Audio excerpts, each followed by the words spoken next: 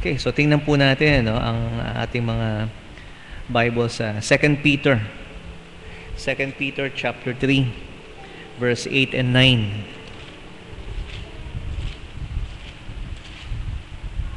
2 Peter chapter 3, verse 8 and 9.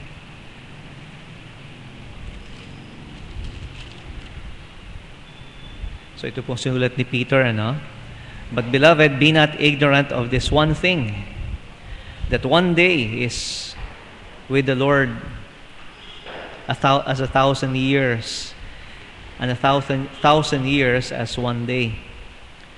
The Lord is not slack concerning His promise, as some man counts slackness, but is long-suffering to usward, not willing that any should perish, but that all should come to repentance.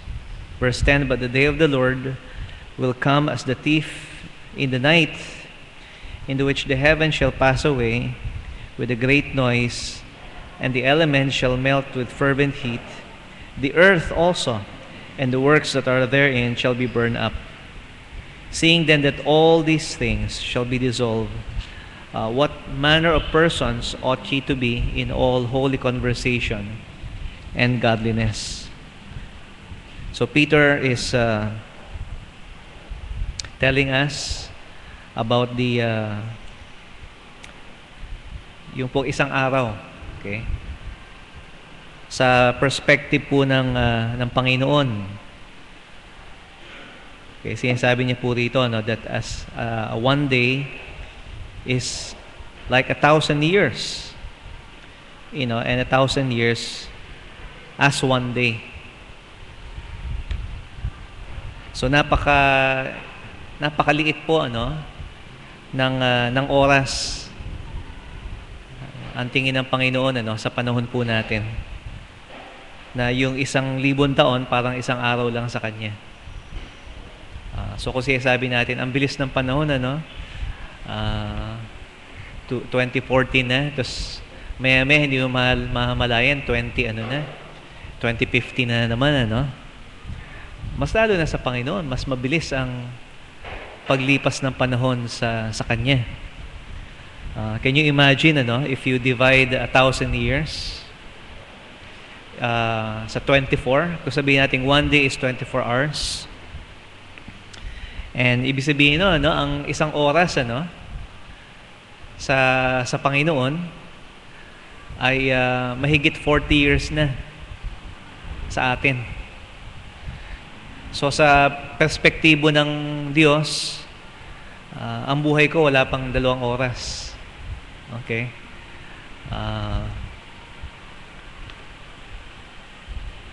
At aabot kaya ako ng 2 oras.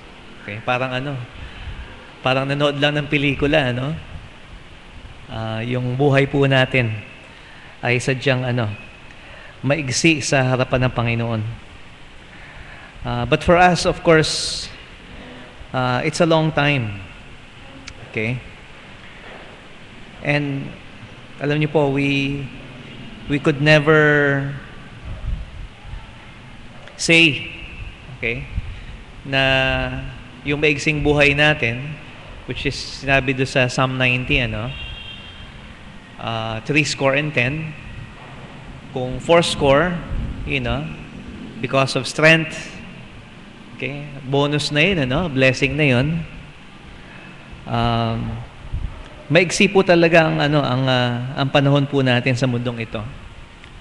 So which is why we should plan it. But even more, hindi natin sigurado kung ano ang mangyayari bukas. So dapat nating planuhin, but at the same time, let's also be sober that we might not live. We might not be here tomorrow. Okay, is that possible? So sinasabi natin yan sa mga tao, hindi lamang sa isang when we share the gospel, but even sa mga practical things, that we need to plan and we need to prepare. So ang tanong po, mga minamahal, how long should we plan? Should we plan for 40 years? Should we plan for 50 years? 60 years? 80 years? Okay? 100 years? Okay? So, pagdating ba ng 2065, andito pa rin ba ako? O iba sa inyo, 2064? O, okay? So, that's something, ano? So, we're not just thinking about the next 12 months here. Okay? It's also even realistic po, ano? Na isipin natin, ano? As far as the church is concerned. Okay? So, bagamat iniisip natin every week, so every month, okay? Hindi ho masama na let us dream or have a vision of where we will be. At least the church, okay, will be in the next 2 years. 2016. Tama ba? Or maybe do sa goal natin, Dream Destination 2017, ano? Maybe in the next 5 years. Okay? So what will be the state of our ministry in the next 5 years? So that's possible. Okay? Ang gobyerno po natin, of course, ang planning is 6 years lang, ano? So, tapos ng 6 years, umpisa uli. Okay? Or maybe until the next disaster or the next election. Ang Japan daw po, ano? Ang bansa ng Japan, at least for one company, ano? Alam nyo kung gaano kahaba yung kanilang plano. They plan for the next 100 years. Okay. Siguro kaya iba sa kanila, mahaba yung buhay. Pero, maybe it's not, it's too much siguro, ano, to expect that all of us will still be here after 100 years or after making those plans. Okay? Kasi hindi ka naman pwede magplano nung 1-year-old ka. Okay? So, it means you have to plan later in life. So, yung pagpaplano po, mga minamahal, also, takes time. So, kung binigyan ka ng 24 hours, how long will it take you to plan for that? Okay. So, if it takes you 12 hours to plan, so sayang yung kalahati, So it means, we really have to look beyond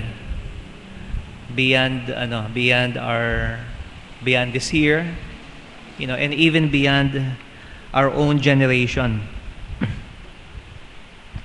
So, ang pagplano po natin, mga minamahal, sa ating buhay, sa ating work, sa ating ministry,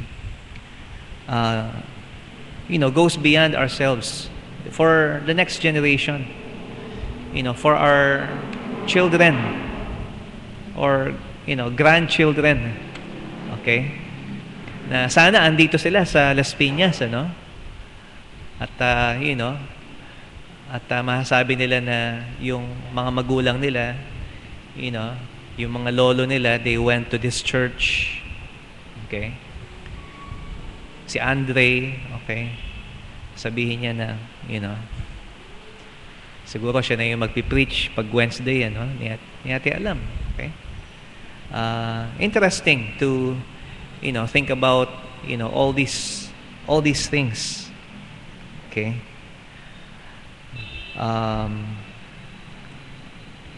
Pero yun nga po,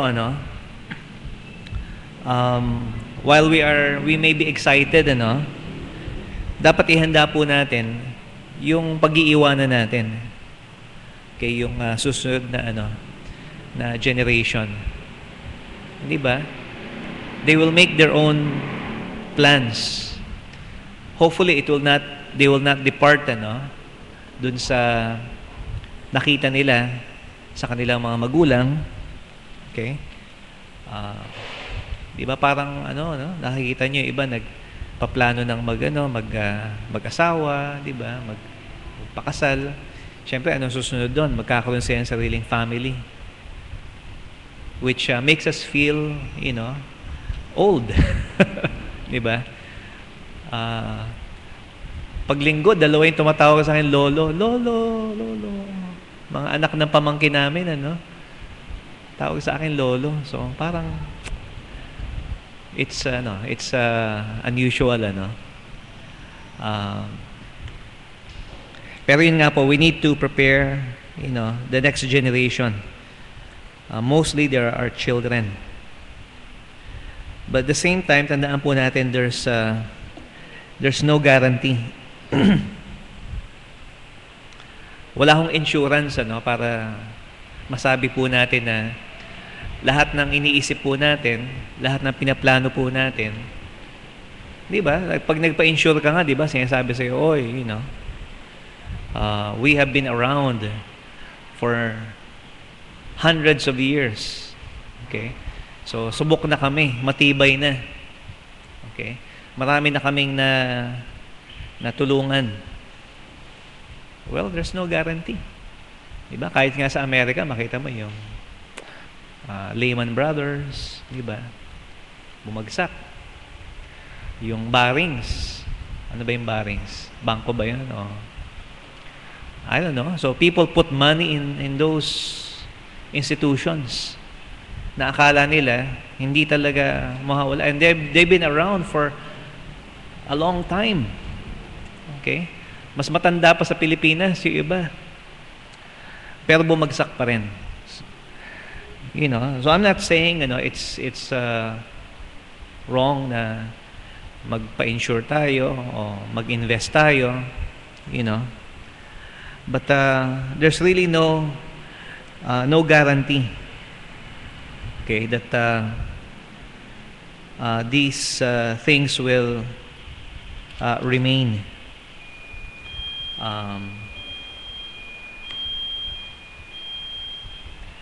Na pag wala na po tayo, yung trabaho po o yung sinimulan po natin will still be here. So we may not expect to live up to 100, even more so to 1,000 years. Pero tingnan po natin sa Panginoon, gaano kaigsi yung panahon po natin. And even more sobering is the fact that we're not even sure about tomorrow. Sabi nga ni James sa chapter 4, verse 12. Ang paalala niya po, verse 13, "Go to now, ye that say, today or tomorrow, we will go into such a city, and continue there a year, and buy and sell, and get grain. Whereas ye know not what shall be on the morrow. For what is your life? It is even a vapor that appeared for a little time, and then vanisheth away. For that ye ought to say, if the Lord will, we shall live, and do this or that." Verse 16, "But now ye rejoice in your boastings. All such rejoicing is evil. Therefore to him that knoweth to do good, and doeth it not, to him it is sin." So let's not boast. Let's not rejoice. Okay? So wala namang masama na sabihin, Happy New Year. Diba? So you're rejoicing. Happy Chinese horse. Year of the horse, di ba? Sabi nila. I don't know about that, if that's necessary. Pero sinasabi, dapat po natin sabihin, if the Lord will, we shall live. And do this, and do that. Okay? So wala akong masama na mag-isip about the coming future. Um, basta ipagkatiwala lang natin sa Panginoon. Because kahit gaano po tayo kalakas o kahusay mag-isip, you cannot plan for everything. You know, you will have anxieties. Okay? Ako po minsan nagigising ako ng alas 3, you know, alas 4. Tapos kung iisipin mo na, naku, paano na kaya yung, you know, yung pamilya mo, yung mga anak mo, ganyan.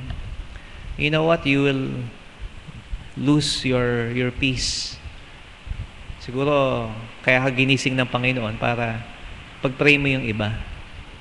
You know, and not lose sleep over your own situation. So, yun nga po. So, isipin natin, saan ba tayo, not just for tomorrow, but not just for this year, but even beyond that. Kung kaya po natin i-visualize, you know, where we are going to be. Pero ipagkatiwala po natin because ang buhay po natin, no, ay nasa kalooban po ng Panginoon. So it's much more important po that we invest, you know, in people. Ang pagkakamali po ng mga tao po na naghangad ng to get a million, to get millions and so much money, okay? And they work very hard for this. Ang malaking pagkakamali po nila they did not prepare the people, their family, their children. You know, mahusay nga sila, pero as Ecclesiastes says, they leave their fortunes to fools. Okay? Who do not know what to do with them. Okay? So I'm not saying na sayang yung pera, but it's more important to invest in the character of the next generation to whom we will leave all these things. Because it's possible po, Of course, sinasabi ni James dito, mawawala talaga lahat yan. It's going to burn up. It's going to melt, in the day of the Lord. Yan po ang realization ng lahat nung simula na nilikha ng Panginoon. Doon po pupunta yon. One day. Okay? All these things will be gone. Pero ang sabi po ni Peter, sabi niya, seeing that all these things shall be dissolved pag bumalik ang Panginoon. And that could be tomorrow. Diba? Pag bumalik ang Panginoon, okay, seeing all these things shall be dissolved. What manner of persons ought ye to be in all manner of conversation and godliness. So, ihanda po natin yung sarili natin kasi anytime maaari pong humarap tayo sa Panginoon pag dumating po siya. Hindi lang yung pag kunin niya yung ating pong buhay. So, yun po. So, 100 years, or maybe kailan bang natin? 2077. Tama ba? 100 years anniversary ng LPBC. Matanda na. Wala na siguro ako. Okay. Maliban na siguro kung may maimbentong something I don't know. So but pero siguro kahit hindi siguro umabot ang church because the local church is just a sabihin po natin a shadow of the real body of Christ. Okay? So in the same way na nasaan ba ang Church of Ephesus ngayon? a great church, di ba? The church in Thessalonica, where is it now? Well, they're gone. Okay? The church in Rome, well, it apostatized. Okay? So siguro, I would much rather see the church dissolve, than go into that direction of apostasy, like what happened to the church in Rome. Okay? So, what we're saying is this, whether magpatuloy po yung gawain natin for the next 100 years or less, ang mahalaga po rito, is what manner of persons. Okay? What manner of persons ought ye to be, in all manner of conversation and godliness. So patuloy po tayo mag-invest dun sa holy behavior, okay, which is the word for conversation or lifestyle, and godliness. Because you know what? That's eternal. Okay? Yun po yung mga bagay na hindi madidissolve sa harapan ng Panginoon. Godliness, yung pagiging matapat po natin sa Panginoon, it's not going to burn up. It's going to remain forever. So yun po. So may the Lord help us. So tayo po yung manalangin. Maraming po salamat sa iyo, Panginoon Diyos. Lord, as we face this still a new year, O Lord, na binigay po sa amin, Panginoon. And we simply just want to continue, Panginoon. We're not really thinking so much of things that are drastic, but we just want to remain faithful po, Panginoon, in doing your work. So help us, Lord, to do that. And help us, Lord, to realize na though while this work may remain, some of us may not be here to see the fulfillment of the things that we envision. And so dalangin ko, Panginoon, sa'yo, help us, Lord, to be faithful, to be holy and godly before you at all times. Ito po ang aming sama dalangin sa pangalan ni Jesus. Amen. Okay, so